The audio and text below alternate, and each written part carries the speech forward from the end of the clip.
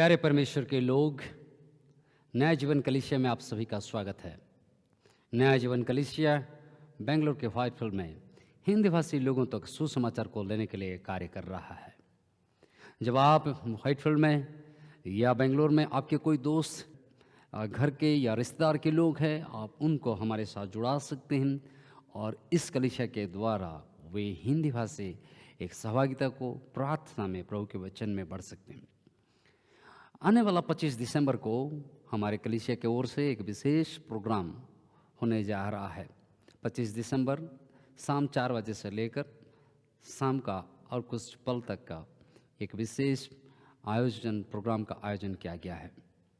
मैं आपसे अनुरोध करता हूं कि आप जब बेंगलोर में रहते हैं इस प्रोग्राम को आइए। ये व्हाइटफील्ड में एक होटल में होगा।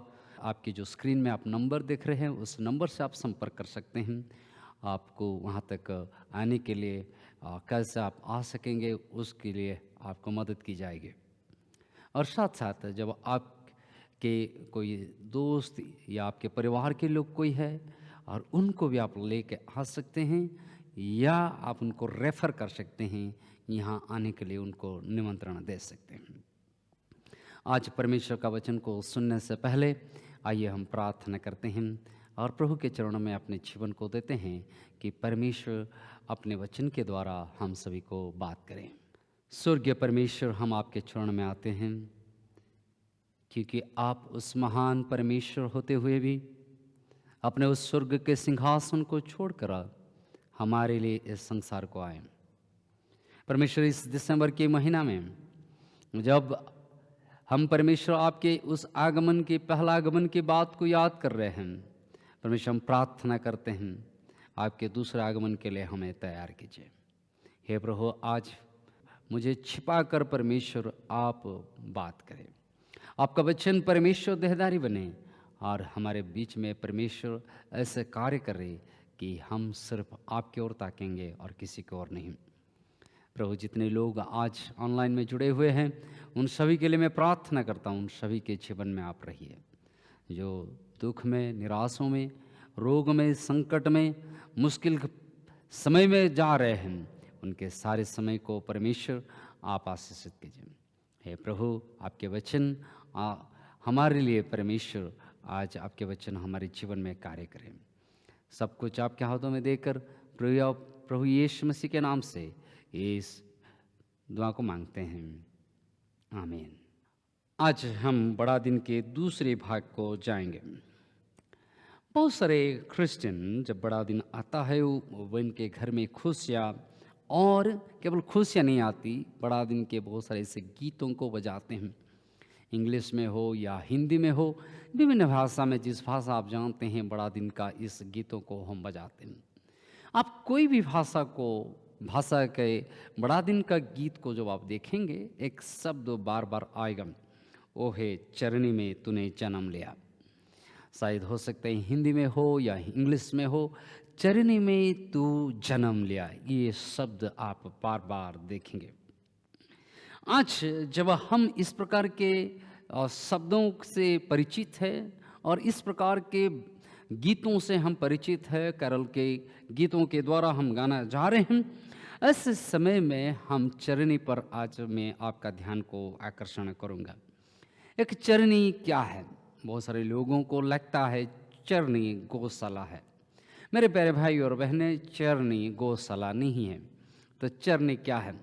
चरनी एक प्रकार के जो बक्स बोलिए, एक प्रकार के जो पशुओं को आहार जहाँ पर दिया जाता है, उस प्रकार के एक बक्स है जहाँ पर पशुओं को आहार दी जाती थी।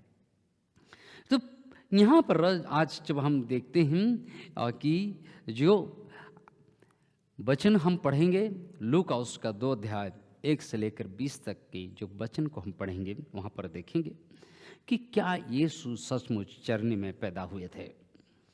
शायद आपको लगता होगा कि मैं किस प्रकार की बात करता हूँ और आप शायद अभी कंफ्यूज में हैं। लूका का 2 अध्याय जब 1 से 20 को हम पढ़ते हैं, प्रभु यीशु मसीह के उस जन्म की कहानी को जब हम पढ़ते हैं, वहाँ पर हम क्या पाते हैं कि यीशु कहाँ पर जन्म हुआ। यीशु, बहुत सारे लोगों को लगता है यीशु चरनी पे जन्म लिए। मैंने जैसे कहा कि चरनी एक बक्स है जहाँ पर पशु उन वहाँ से खाते हैं, गाय हो, बैल हो, कोई भी जो जो घरेलू जानवर है।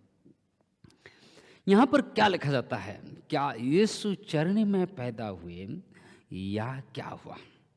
जब हम लूका के सुसमाचार को पढ़ते हैं, हम कुछ बातों को देखेंगे कि कहाँ यीशु पैदा हुए हैं। आइए मैं आपके लिए पढ़ता हूँ लूका का सुसमाचार, उसका 2 अध्याय 1 से लेकर 7 वचन को मैं पाठ करता हूँ। उन दिनों में अगस्तुस कैसर की ओर से आज्ञा निकली कि वो सारे जगत के लोगों के नाम लिखे जाएं। ये पहली नाम लिखाई उस समय हुई जब किरनियुस सीरिया का हाकिम था। सब लोग नाम लिखाने के लिए अपने अपने नगर को गए। अतः यूसुफ भी इसलिए कि वो दाऊद के घराने और वंश का था। गालिल के नासरत नगर से यहूदा में दाऊद के नगर बैतलहम को गया कि अपनी मंगेतर मरियम के साथ जो गर्भवती थी नाम लिखाएं। उनके वहाँ रहते समय उसके जनने के दिन पूरे हुए और वो अपने पहिलौठा पुत्र जनी और उसे कपड़े में लपेट कर चरनी में रखा, क्योंकि उनके लिए सराय में जगह नहीं थी। प्रभु यीशु मसीह का जन्म से जुड़े हुए बहुत सारे ऐसे कहानी हैं जिनको मैं आज नहीं जाता हूँ, लेकिन आज मैं आपका जो ध्यान आकर्षण करूँगा वो है यीशु कहाँ जन्म लिए, क्या यीशु चरनी में पैदा हुए। और बहुत सारे लोगों को इस बात को जब मैं बोल रहा हूँ वे शायद मन में कंफ्यूज है, क्यों पास्टर ऐसे बोल रहे हैं। आइए हम क्या करेंगे, उसका 7 वचन को हम देखेंगे। इस 7 वचन को देखने से पहले जब 2 अध्याय 1 से लेकर 5 वचन को हम पढ़ते हैं, क्या पाते हैं? यूसुफ ने अपने मंगेतर मरियम के साथ दोनों अपने गांव या गलील के नासरत नगर से यहूदिया में दाऊद के नगर बैतलहम को आए हैं। आप सोचिए, एक महिला गर्भवती है और बहुत सारे लोगों को लगता है हमारी जो ड्रामा होती है, हमारे ड्रामा में क्या कि मरियम जाकर और रोती है, वो गर्भवती है। यूसुफ और मरियम दो के जाते समय ही उसके पीड़ा शुरू हो जाता है और दरवाज़ा खटखटाते हैं और दरवाज़ा खटखटाते समय कोई नहीं खुलता है उनके लिए। और तब वो चरनी अर्थात कोई सोचते हैं चरनी गौशाला है और वो गौशाला में जन्म दी। लेकिन उस जो हमारे चित्र हमारे मन में है, उस चित्र को मैं आज थोड़ा वचन के माध्यम से विश्लेषण करूंगा कि जो चित्र हमने रखी है, जो परंपरा हमारे चर्चों में है, क्या वो परमेश्वर के वचन पर आधारित है। हम देखते हैं कि जब हम पढ़ते हैं 6 और 7 वचन को जब हम पढ़ते हैं, उनके वहाँ रहते हुए उसके जन्म के दिन पूरे हुए। मेरे प्यारे भाई और बहनें, पहला बात, जब यूसुफ और मरियम वे दोनों जाकर ऑलरेडी पहुंच चुके हैं, वहाँ पर क्या लिखा गया, जब वो वहाँ उनके वहाँ रहते हुए उनके उसके जन्म के दिन पूरे हुए। अर्थात प्रभु यीशु मसीह के जो सांसारिक माता पिता है यूसुफ और मरियम चलते चलते गांव में पहुंचते समय पैदा नहीं किए, ऑलरेडी वो वहाँ पर थे और वहाँ पर रहते समय उनका जन्म का समय आया। तो हम क्या देखते हैं कि मरियम और यूसुफ वो आखिरी के दिन या यीशु मसीह का जन्म के समय में नहीं चले, वो बहुत दिन पहले, बहुत महीना पहले ही वो गए चुके हैं और वहाँ वो रह रहे हैं। किसके संग रह रहे हैं? मुझे जिस बात को मैं सोचता हूँ कि वे दोनों अपने कुछ परिचित लोगों से, अपने परिवार के लोगों के घर में हैं। ऐसा नहीं है कि वे जा रहे थे और उनको जगह नहीं मिला, नहीं। वहाँ पर लिखा गया है उनके वहाँ रहते हुए उसके जन्म का समय आया कि परमेश्वर के पुत्र प्रभु यीशु मसीह का जन्म रास्ता पे नहीं हुआ। वे अर्थात यूसुफ और मरियम दोनों वहाँ पर जब थे तब यीशु का जन्म का समय आया। दूसरी बात को हम क्या देखते हैं कि दूसरी बात को हम देखते हैं कि किस प्रकार की बातों को हम देखते हैं 7 वचन में, कि 7 वचन में लिखा गया, और वो अपना पहला उठा पुत्र जनी और उसे कपड़े में लपेट कर चरनी में रखा। इसमें पहला उठा पुत्र को जनी बोल के लिखा गया है। कहाँ पर जनी, इसके विवरण नहीं दी गई है। क्या चरनी में यीशु पैदा हुए? नहीं।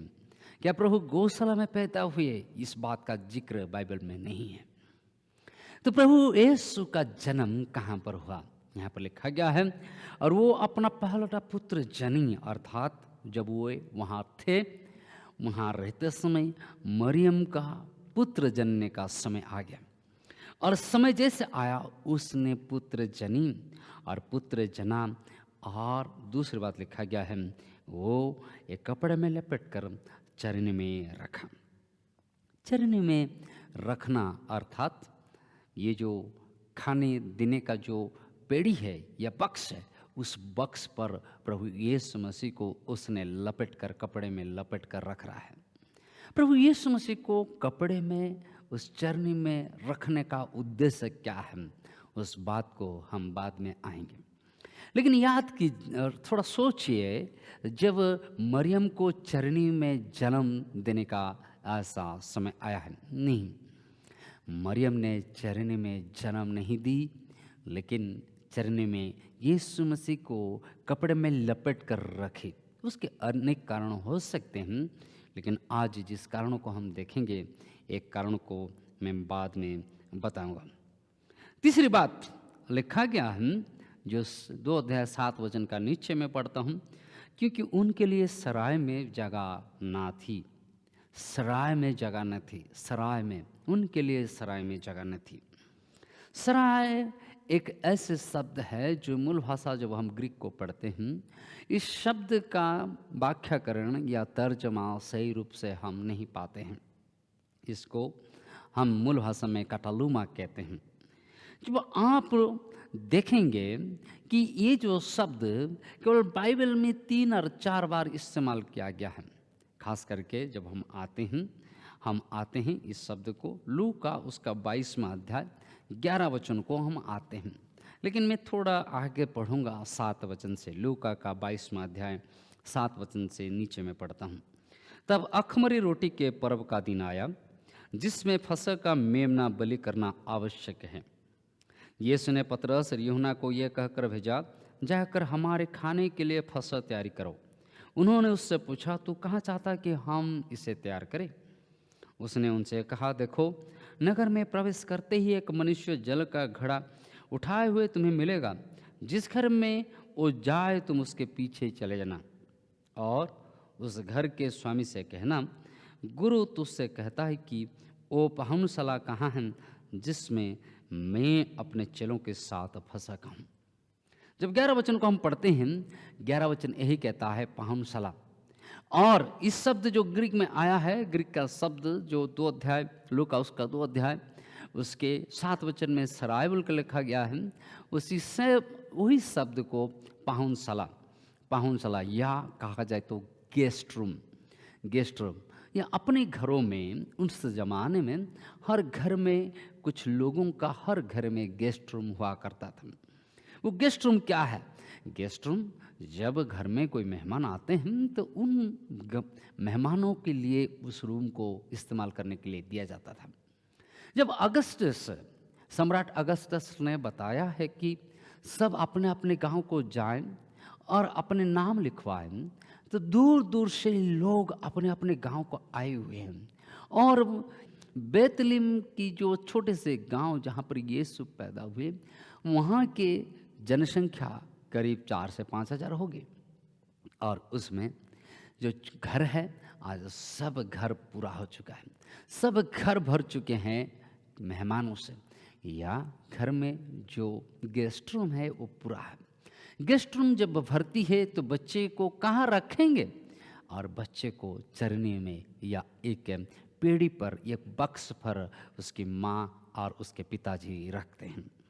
मेरे प्यारे भाई और बहनें, इस शब्द को हम पढ़ते हैं सराय 2 अध्याय 7 वचन में, और 22 अध्याय 11 वचन में हम पढ़ते हैं वो पाहुनशाला बोल के लिखा गया है।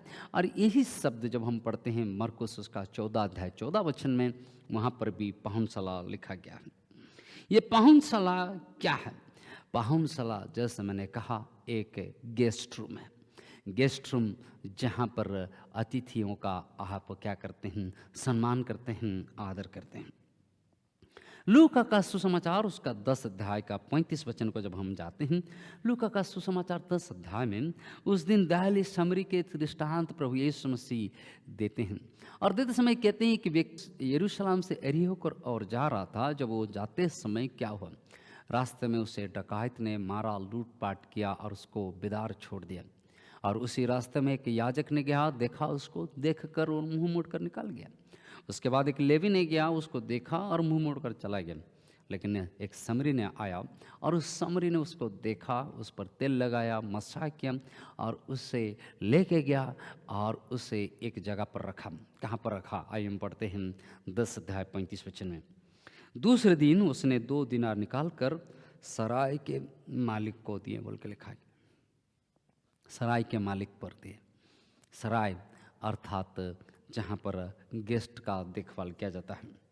दूसरे दिन वो सराय के मालिक को देता है और कहता है कि इसकी देखभाल करो, जो कुछ भी अधिक खर्चा आएगा मैं उसको आपको दूंगा। तो मेरे प्यारे भाई और बहनें, सराय एक गौशाला नहीं है। सराय गौशाला नहीं है। सराय एक गेस्ट हाउस है, जिस गेस्ट हाउस को मरियम और यूसुफ दोनों बिदारी से ऐसा ठक ठक नहीं कर रहे थे और कह रहे थे कि हमें खोलो, दरवाज़ा खोलो, हमें बच्चा पैदा करना है। बहुत बार इस प्रकार के हम नाट्य को देखते हैं हमारे चर्चों में, लेकिन ये सही नहीं है। तो जब हम पढ़ते हैं लूका का सुसमाचार में उसका 2 अध्याय में ही 2-3 बार सराय शब्द का इस्तेमाल किया गया है। लूका का सुसमाचार को जब हम देखते हैं, लूका का सुसमाचार में हम क्या देखते हैं कि प्रभु यीशु मसीह का जन्म के बाद ये जो चिन्ह है, क्या चरनी का शब्द 3 बार इस्तेमाल किया गया है। पहले लूका उसका 2 का 7 में चरनी शब्द इस्तेमाल किया गया है। उसके बाद हम पढ़ते हैं कि वो 12 वचन में पढ़ते हैं कि चरनी का शब्द इस्तेमाल किया गया है, और 17 वचन में भी हम पढ़ते हैं कि ये चरनी शब्द इस्तेमाल किया गया है। तो ये जो चरनी शब्द 3 बार इस्तेमाल किया गया है लूका उसका 2 अध्याय 7 वचन में, इसका अर्थ क्या है? कि मैंने पहले से कहता हूँ, यीशु चरनी में पैदा नहीं हुए। यीशु चरनी में पैदा नहीं हुए, लेकिन यीशु चरनी में रखे गए। यीशु चरनी में रखे गए। सो चरनी का संबंध, यीशु मसीह के जन्म के साथ चरनी का संबंध क्या है? ये एक बहुत बड़ा प्रश्न है जिसका उत्तर शायद मैं ठीक से दे पाऊंगा कि नहीं, मुझे मालूम नहीं। ये ऐसा क्वेश्चन है कि ये क्वेश्चन बहुत सारे लोगों को क्या करता है, घबराहट भी कर देता है, कंफ्यूज करता है। मेरे प्यारे भाई और बहनें, ये कठिन प्रश्न होने से भी हम बाइबल से देखेंगे कि इस चरनी का संबंध प्रभु यीशु मसीह के जन्म के साथ क्यों किया गया है। जब हम प्रभु यीशु मसीह के समय को जाते हैं, प्रभु यीशु मसीह के समय में जो लोग फ़लस्तीन में रहते थे या यीशु मसीह जहाँ पर पैदा हुए उस जगह पर जो रहते थे, वो इब्रानी भाषा का बाइबल या हमारे आज के पुराने नियम को पढ़ते थे। लेकिन जो फ़लस्तीन के बाहर रहते थे, उन लोग जो इस बाइबल को पढ़ते थे वो इब्रानी भाषा का नहीं, लेकिन यूनानी भाषा की बाइबल को पढ़ते थे। यूनानी भाषा का बाइबल को हम सेप्टुजेंट भी कहते हैं। इस सेप्टुजेंट में जब हम पढ़ते हैं ईसाया उसका 1 अध्याय 3 वचन में, मैं पढ़ता हूँ ईसाया 1 का 3। बैल तो अपने मालिक को और गधे अपने स्वामी की चरनी को पहचानता है, परंतु इस्राएल मुझे नहीं जानता, मेरी प्रजा विचार नहीं करती। मेरे प्यारे भाई और बहनें, इसमें लिखा गया है, जब पुराने नियम में एक ही जगह चरनी का शब्द इस्तेमाल किया गया है, वो है ईसाया उसका 1 का 3 वचन कि गधे आपने, लिखा गया कि गधा अपने स्वामी की चरनी को पहचानता है, लेकिन मेरे प्रजा मुझे नहीं पहचानते हैं। कि ईसाई की किताब को जब हम पढ़ते हैं, ईसाई की किताब में लिखा गया तो शब्द का चरनिका और परमेश्वर के शब्द के बारे में लिखा जाता है कि परमेश्वर के लोग, इस्राएली लोग आज परमेश्वर को पहचान नहीं पाते। एक गदहा अपने मालिक अर्थात प्रभु, जिसके शब्द को हम लूका के सुसमाचार में हम पढ़ते हैं, मालिक अर्थात प्रभु, ये गधा अपने मालिक के चरनी को पहचान सकता है, लेकिन इस्राएल अपने मालिक को या अपने प्रभु को पहचान नहीं सकता है। ऐसा क्यों? क्योंकि इस्राएल के दिल आज कठोर हो चुका है, उनके मन अंधकार हो चुका है, वो परमेश्वर के वचन से अलग हो चुके हैं, परमेश्वर के व्यवस्था से आज वो फिर गए हैं। मेरे प्यारे भाई और बहनें, प्रभु यीशु मसीह का जन्म के समय में, यीशु मसीह के जन्म के समय में जो संभाषण आया है, स्वर्ग के दूत उस दिन आए। लूका उसका 2 अध्याय में जब हम पढ़ते हैं, 8 वचन से नीचे पढ़ते हैं कि प्रभु के दूत आकर गडरियों को कहते हैं कि मैं तुम्हारे लिए आनंद का सुसमाचार लाया हूँ। ये आनंद का सुसमाचार क्या है? कि तुम्हारे लिए आज दाऊद के नगर में मसीह अर्थात उद्धारकर्ता पैदा हुए हैं। मेरे प्यारे भाई और बहनें, यीशु मसीह के समय में मालिक के कौन है, परमेश्वर कौन है, उद्धारकर्ता कौन है? प्रभु यीशु मसीह के समय में सम्राट अगस्टस काइसर को हम या वहाँ के लोग मालिक कहते थे, प्रभु कहते थे, स्वामी कहते थे। सम्राट अगस्टस काइसर को कहते थे वही परमेश्वर का पुत्र है, वही हमारा उद्धार करता है। लेकिन आज जिस वचन परमेश्वर ने दे रहे हैं दूतों के द्वारा, वो कह रहे हैं जो सिंहासन, रोम के सिंहासन में जो बैठा है, रोम के सिंहासन में जो बैठा है सम्राट अगस्टस काइसर, आज परमेश्वर नहीं है, वो मालिक नहीं है, वो प्रभु नहीं है। प्रभु के दूत आकर कहते हैं, गडरियों को कहते हैं, तुम्हारे लिए आज दाऊद के नगर में उद्धारकर्ता जन्मा हुआ है। मेरे प्यारे भाई और बहनें, ये जो खबर आया है, परमेश्वर के जो शुभ समाचार आया है, प्रभु का सुसमाचार आज राजा के घर को नहीं आया, उस मालिक के घराने को नहीं आया, उन लोगों के पास नहीं गया जो आज परमेश्वर के चरनी को पहचान नहीं सकते। चरनी गडरियों के लिए एक चिन्ह हुआ। चरनी प्रभु यीशु मसीह को पहचानने का एक चिन्ह है कि परमेश्वर आज नम्र होकर हमारे बीच में आए हुए हैं। प्रभु यीशु मसीह चरनी में पैदा नहीं हुए, लेकिन प्रभु यीशु मसीह को चरनी में रखा गया इस कारण के लिए ताकि गडरिया पहचान पाएं। इसलिए लूका का उसका 2 अध्याय उसके 12 वचन 16 वचन और 17 वचन में हम पढ़ते हैं, बार बार चरनी के जिक्र की जाती है। मेरे प्यारे भाई और बहनें, कि यीशु चरनी में इसलिए रखा गया ताकि गडरिया आज उनको पहचान पाएं। और जब गडरिया जाते हैं क्या करते हैं, उसमें लिखा गया है कि 17 वचन, इन्हें देखकर उन्होंने वो बात जो इस बालक के विषय में उनसे कही गई थी प्रकट की, और सब सुनने वालों ने उन बातों से जो गडरियों ने उनसे कही आश्चर्य किया। परंतु मरियम ये सब बातें अपने मन में रख कर सोचती रही, और गडरिये जैसा उससे कहा गया था वैसे ही सब सुनकर और देखकर परमेश्वर की महिमा व स्तुति करते हुए लौट आए। मेरे प्यारे भाई और बहन, गडरिया प्रभु यीशु मसीह को चरनी में देखकर जैसे उनको कहा गया था वैसे उसने देखा, और देखने के बाद वो खुशी से आनंद से लौट रहे हैं। क्या यीशु मसीह को आप आज पहचान रहे हैं? बड़ा दिन चरने का कहानी नहीं है, बड़ा दिन प्रभु यीशु मसीह को पहचानने के दिन है। क्या यीशु मसीह आज राजा के घर में जो पैदा नहीं हुए है, चरनी में वो रखा गया है, क्या आप उसको पहचानते हैं? बहुत मसीह लोग यीशु मसीह को पहचान नहीं पाते हैं। बहुत सारे लोग हैं जो दुनिया के लोग हैं जो यीशु मसीह को पहचान नहीं पाते हैं, क्योंकि वो राजा के घर में पैदा नहीं हुए हैं, बड़े धनवान घर में पैदा नहीं हुए हैं, एक छोटे से परिवार में पैदा हुए और चरनी में रखा गया। चरनी में यीशु इसलिए रखा गया ताकि गडरिया उनको पहचान पाए। क्या आप यीशु को पहचानते हैं? बड़ा दिन यीशु को पहचानना है और दूसरों को पहचानवाना है। दूसरों को उस संवाद को लेके जाना है। प्रभु इस छोटे से वचन में हम सभी को आशीष दें। आइए हम प्रार्थना करें। प्यारे खुदावंद परमेश्वर पिता, हम प्रार्थना करते हैं गडरियों के तरह हमें प्रभु आपको पहचानने की आँख दे, उस शक्ति दे जिस शक्ति से हम आपके पीछा करेंगे और आपकी महिमा करेंगे।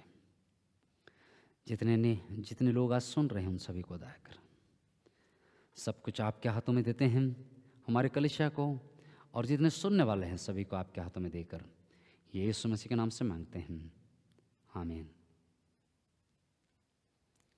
Thank you. सबको जय मसीह। Bye bye.